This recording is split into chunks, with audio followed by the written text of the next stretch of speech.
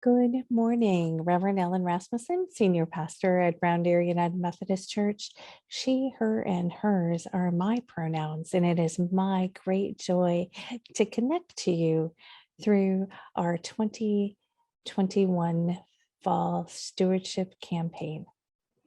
We have begun a 10-month journey in the series, Something Wesley This Way Comes, where we're really working to become grounded in who we are as Wesleyan theologians, our Methodist roots, really becoming who we are as disciples of Christ in this tradition.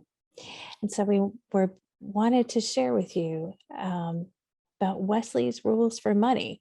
We know money is a part of our lives, and we know there's a lot going on around money and the inequity of money.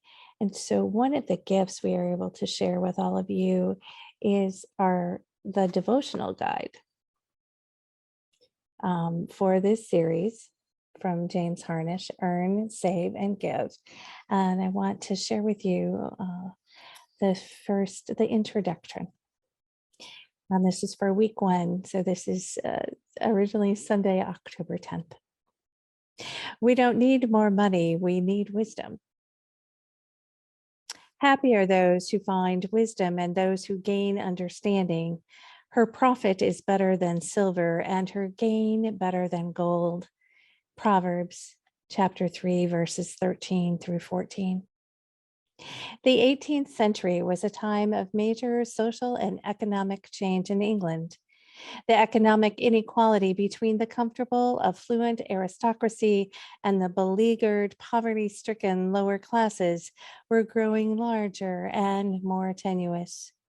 The first Methodists came on the scene with the life-giving proclamation of the gospel that offered hope for transformation in every area of human experience.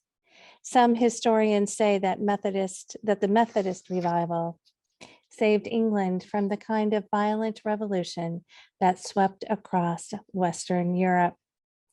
The personal and spiritual disciplines that John Wesley practiced and taught enabled people in the lower classes to become more responsible, better educated, and more prosperous.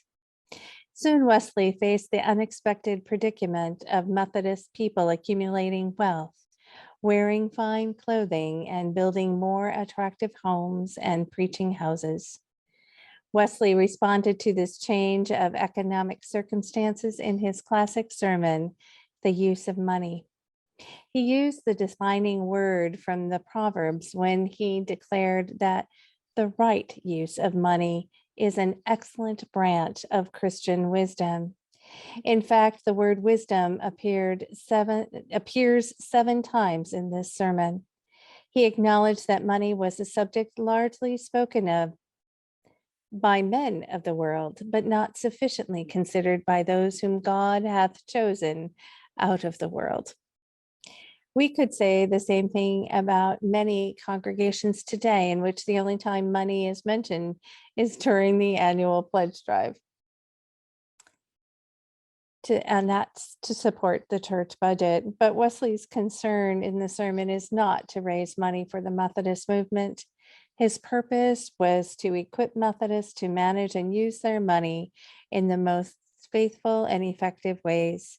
In this sermon, he set out the essential themes that he continued to proclaim in multiple sermons that were intended to provide wisdom on both the spiritual and practical aspects of managing money. From that starting point, Mr. Wesley outlined what he called 3 plain rules on the use of money.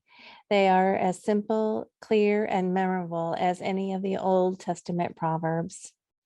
Gain all you can, save all you can, give all you can. For this study, we have replaced the word gain with earn to make Wesley's rules more directly applicable to our times.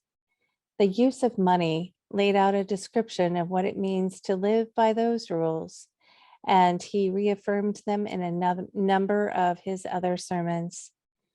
2.5 centuries later, Wesley's rules continue to provide practical and positive wisdom for discovering a faithful, biblical, and hopeful approach to our financial lives.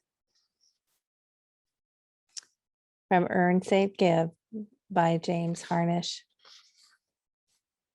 So we invite you along on this adventure and learning Wesley's 3 simple rules for money.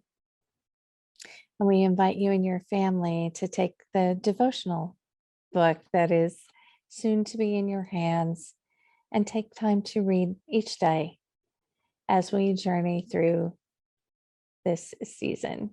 So blessings.